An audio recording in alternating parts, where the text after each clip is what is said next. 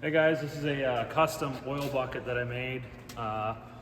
We have just a small oil bucket in our shop that holds maybe about 8 gallons, which is good for 4 or 5 oil changes, but then you got to empty it, and our oil recycling bin is outside, so you got to cart it out there every time. Fills up real quick. So I decided after researching different bins and stuff like that, I didn't know they would be expensive. I was like, yeah, I'm just gonna make my own. So I took this 55-gallon drum, and our oil supplier brings us these drums with our different grades of oil, and then he'll either take them or just leave them if we want to keep them. So basically what I decided to do was I found a fitting that had the exact same threads as the big cap on there.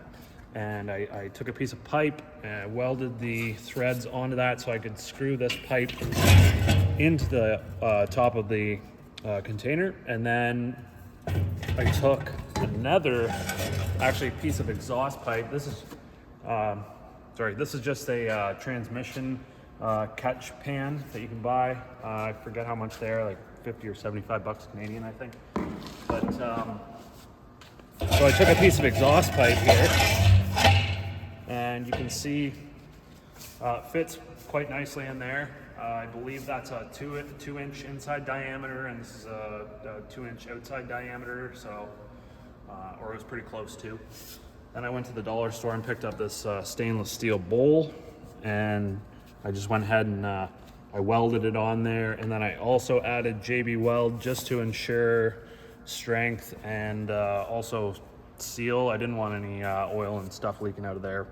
But then for a stop, I just had a valve laying around, and I took it all apart and got myself this piece right here, and then found a nut that has the same threads, and just drilled a hole and started that thing. So that can be my stop.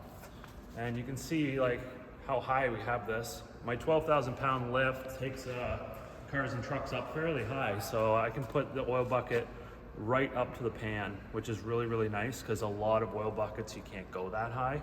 And especially for like a Cummins or any of those diesel trucks, you know that when it comes in with hot oil, it likes to splash all over the place. So it's nice to just have the pan like right up against the oil pan to catch all that oil. Then, as far as draining goes, I've found another fitting, and it's just a check valve. Cut the handle and put an angle on it so that it matches this cart that this thing's mounted on. And I put a pin in the, drilled a hole through it and put a pin in there as sort of like a lockout. And that's just so that, if we're working around the shop, running around, and an airline were to get caught on the handle, it doesn't accidentally open it and spill a whole bunch of oil out, because that would just be terrible. So that's sort of locked out and keeps that thing shut. What we're going to do as far as draining this thing, we don't have a pump or anything like that, and I didn't want to pressurize the container, so we actually have a couple forklifts that work in this facility, and we just come scoop this thing up.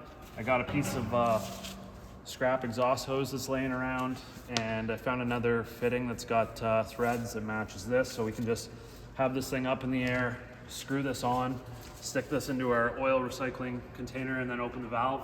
And it's a pretty big valve, so it should drain decently quick.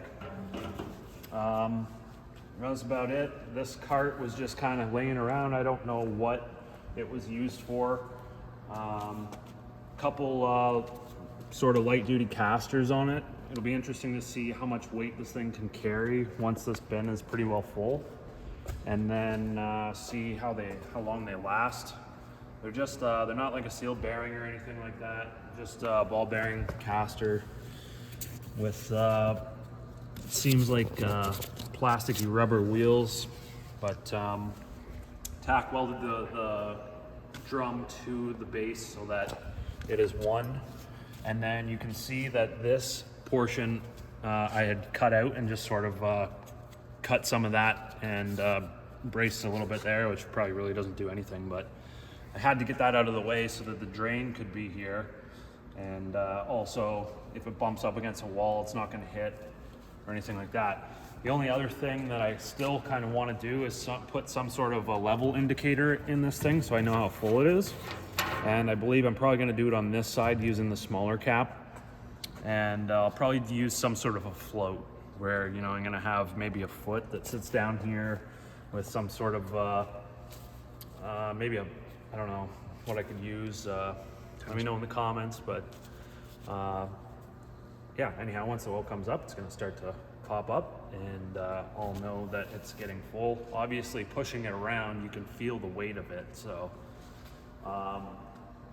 yeah, that was it. It's gonna hold a lot of oil, and I'm pretty happy with it. We've been using it so far, it's been great. If you like it, give this video a thumbs up. If you got any questions, throw them down in the comments below, and as always, don't forget to subscribe.